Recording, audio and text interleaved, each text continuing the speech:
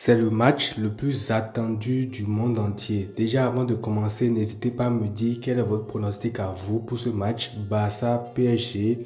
Bonjour les amis, j'espère que vous allez tous très bien. Très content de vous retrouver pour cette nouvelle vidéo avant match du choc de la Ligue des Champions Barça-PSG. Énormément de personnes attendent ce match-là et forcément les blessures et l'enjeu aussi fait que ce ne sera pas pareil que si on avait joué le PSG en finale de la Ligue des Champions l'année passée. Là, en l'occurrence, c'est un match de poule et il y a énormément d'absents de part et d'autre. Donc, je pense que ce sera atténué. Mais, on va pas se le cacher, ça reste quand même un très gros match et ce sera un beau match quoi qu'il en soit, quel qu'en soit le vainqueur. Alors dans cette vidéo, on va parler de plein de choses. Déjà, on va parler de l'objectif du match. Ensuite, on va faire le point des blessures côté Barça, côté PSG. On va parler des clés du match et on va terminer par le traditionnel 11 idéal. Donc avant d'aller plus loin, n'hésitez pas à liker la vidéo, à vous abonner si ce n'est pas encore fait. C'est gratuit et ça me soutient tout simplement. Alors, sans plus tarder, on va commencer directement par l'objectif de ce match. Et l'objectif, le premier en tout cas, il est comptable.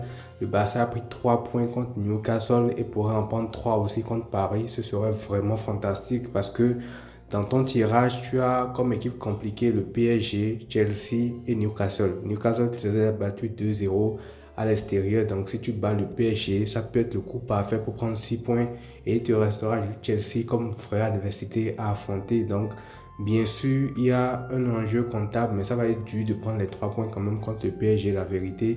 Je ne vous mens pas, mais d'un autre côté aussi, il y a ce truc comptable dont je viens de parler, mais l'enjeu de ce match, ou en tout cas ce qui va motiver l'équipe également pour gagner ce match, c'est l'honneur à défendre de chaque côté.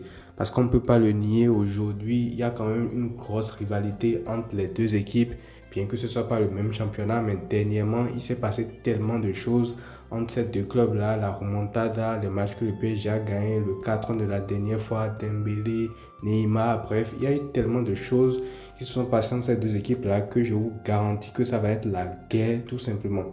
Une chose est sûre, je pense qu'il y aura beaucoup de buts dans ce match-là parce qu'on a quand même deux équipes qui sont ultra offensives, qui jouent, je ne vais pas dire qui se découvrent, mais en tout cas qui pratiquent du beau football. Et vu la manière dont les deux équipes attaquent, je pense quand même qu'il y aura beaucoup de buts dans ce match-là, ça c'est certain. Maintenant, on va rentrer dans le vif du sujet et on va faire le point des blessures côté Barça avant de parler du PSG. Et déjà côté Barça, on aura les absences de Gavi, ça c'est 5 mois je pense, il a rechuté et tout, donc lui ne sera pas là avant un bon moment. On aura Fermin Lopez également qui sera absent, ce qui veut dire que en l'occurrence à ce poste de numéro 10, tu auras juste Daniel Mo et Dro comme backup qui peut rentrer également. Il y a Rafinha qui sera absent, ça c'est une très grosse absence côté Barça. Il y a Joan Garcia et il y a Balde également qui seront absents. Et moi, je pense que de toutes les absences que je viens d'énumérer là, les plus embêtantes pour le Barça sont celles de Joan Garcia et de Balde parce que certes, vous allez me dire Joan Garcia, c'est seulement un gardien, mais pour moi, non, parce que j'aurais aimé le jauger dans ce genre de match-là. Je pense que la pression, l'enjeu de ce genre de match-là, l'aurait peut-être servi également à mieux appréhender les chocs qui viennent par la suite. Et aussi, c'est un joueur qui est beaucoup plus rassurant. On ne va pas se mentir que Chesney, mais bon, j'ai quand même confiance en Chesney. Je sais qu'il va gérer. Et de l'autre côté, l'absence de Baldé également est très préjudiciable, surtout pour le côté défensif, comme vous le savez, parce que le PSG, c'est une équipe qui attaque beaucoup, tout comme le Barça. Donc, on va subir beaucoup de vagues. On va subir autant qu'on attaquera. Ce qui veut dire que si tu pars avec Gérard Martin, ça va quand même être chaud. Tu pars quand même avec un certain handicap, on va le dire comme ça, pour être poli vis-à-vis de Gérard Martin.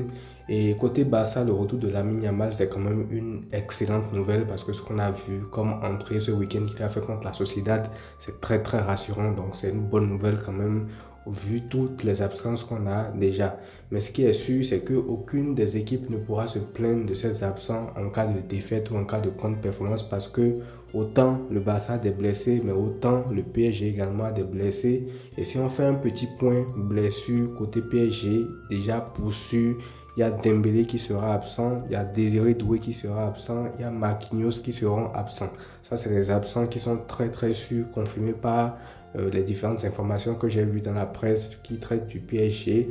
Et ensuite, il y a un gros flou autour de Vitinha et de Kvaratskhelia qui a été touché lors du dernier match du PSG. Donc il faudra voir s'ils reviennent ou s'ils sont prêts pour ce match-là. En tout cas, ça va être compliqué. Déjà, Dembélé, c'est assez compliqué pour eux de faire sans lui parce que ça reste l'élément offensif principal.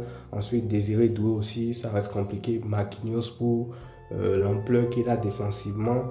Donc pour l'instant, ça fait quand même beaucoup d'absents de leur côté. Donc comme je l'ai dit, il n'y aura pas de...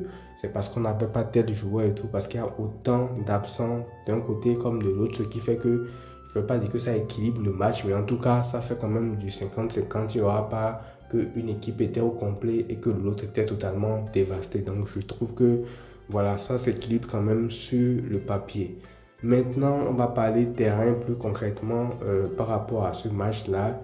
Et pour moi, les clés du match, il y a énormément de choses à dire à ce sujet-là. Pourquoi? Parce que aujourd'hui, sans langue de bois, moi je pense que les deux équipes, le Barça et le PSG, ont un niveau équivalent globalement. C'est-à-dire footballistiquement parlant, si je dois changer les deux équipes, je noterai peut-être le PSG sur 80, le Barça sur 80 aussi. En gros, s'il y a une chose dans laquelle je dois noter les équipes, je les mettrai pratiquement au même niveau footballistiquement.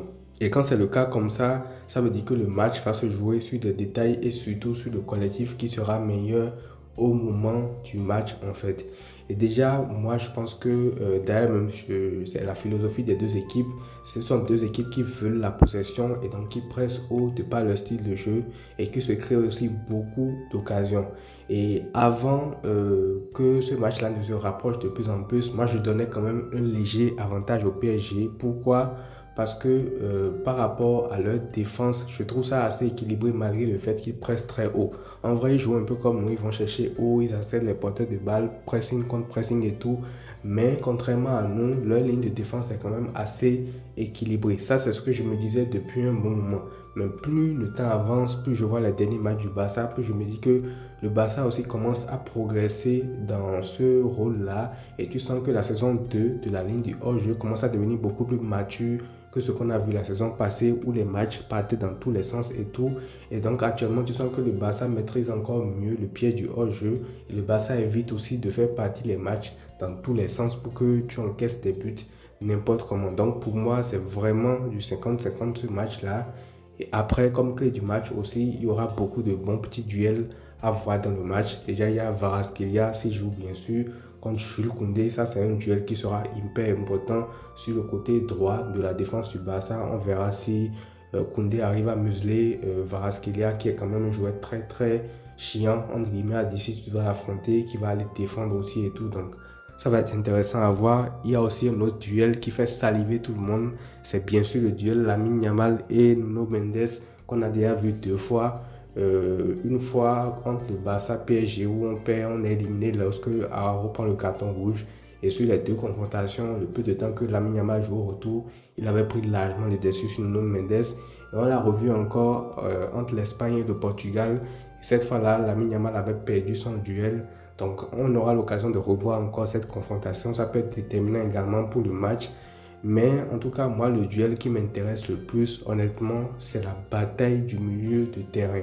Parce qu'on se le dise, hein, on aime le Barça et tout, mais il faut être objectif. Je pense que ce sont les deux meilleurs milieux de terrain au monde qui vont s'affronter.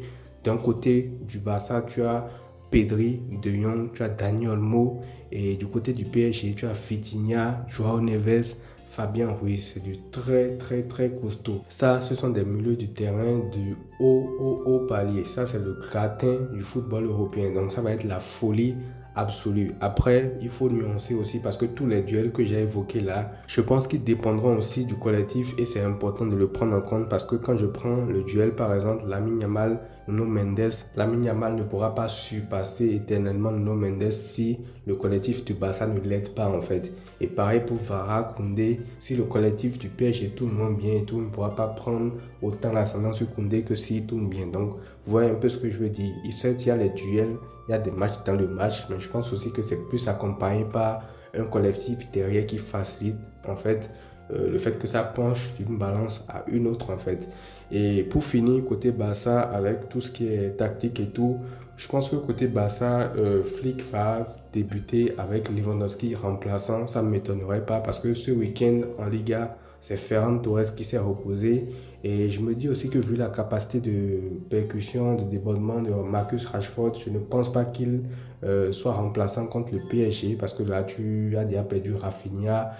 Donc, il te faut un joueur de couloir qui peut déstabiliser et tout. Et je ne pense pas que Ferran Torres jouera à gauche et qu'on verra Lewandowski dans l'as. Donc, je pense plus que c'est Lewandowski qui va commencer remplaçant. Et d'ailleurs, ça peut être intéressant parce que dernièrement, on voit que chaque fois qu'il rentre en jeu, il est beaucoup plus lucide. Chaque occasion, ça peut être dangereux. Donc, même s'il commence au banc, franchement, moi, ça ne me dérangerait pas. La preuve même, le dernier match, il a commencé titulaire, il a raté pas mal d'occasions et tout. Certes, il a marqué, mais moi, je le trouve quand même beaucoup plus affûté quand il sort du banc. Donc, je pense que ça peut être un truc qu'on verra. Et aussi, vu que tu vas affronter le PSG, qui n'est pas une équipe qui est redoutable dans tout ce qui est jeu aérien, jeu en déviation et tout, genre, tu n'auras pas besoin de balancer des longs ballons, de jouer en déviation avec un numéro 9 points de fixation et tout. Je pense que face au PSG, tu auras plus de l'espace à exploiter dans leur dos lorsqu'ils vont monter ou lorsque tu vas réussir à casser les lignes de pressing et tout. Donc, je pense que tu n'as pas forcément besoin d'un attaquant à la Lewandowski pour jouer ce genre de match-là. Et vu ce que Ferran Torres montre depuis le début de saison, peut-être qu'il sera titularisé, mais en tout cas, on verra bien que ce soit lui, que ce soit Lewandowski. Les deux ont prouvé qu'ils pouvaient être titulaires dans ce genre de match-là. Et on verra. Et tout ça, c'est important. Pourquoi j'en parle? Parce que quand deux équipes équivalentes s'affrontent, le match peut basculer aussi sur ce genre de détails-là. Est-ce que tu as un œuf qui est tueur? Est-ce que chaque occasion que tu as, tu les valides et tout? Parce que tu domines, tu domines, tu domines, mais tant que tu ne marques pas, ça ne sert à rien dans ce genre de match-là. Et ça peut basculer d'un sens comme de l'autre en fait. Mais en tout cas, moi j'ai hâte d'être à cette rencontre-là. Et parlons justement du 11 idéal que moi je mettrai pour ce match. C'est tout simplement Chesney au goal en espérant qu'il fera un bon match pour assurer l'intérim de Joan Garcia. Défense, je mettrai Koundé à droite. Et en charnière centrale, je mettrai Koubassi et Christensen. Pourquoi? Araujo, il fait un très très bon début de saison. Il n'y a pas de problème. Ça, c'est pas pourquoi je ne m'aime pas Araujo. Mais je ne le mets pas tout simplement parce que tu vas jouer le PSG. Et le PSG, c'est une équipe qui presse très très fort, qui presse très haut. Donc face au PSG, tu auras besoin des joueurs qui relancent très très bien, qui peuvent relancer sous pression et tout.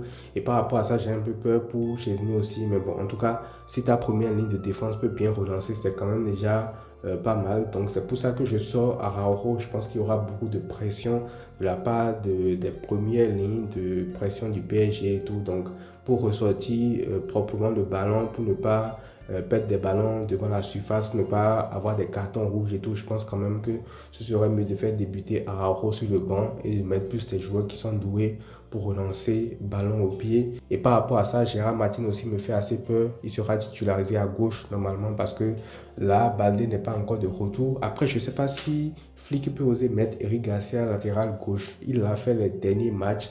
Je ne sais pas si c'est circonstanciel, je ne sais pas s'il prépare la rencontre contre le PSG avec ça.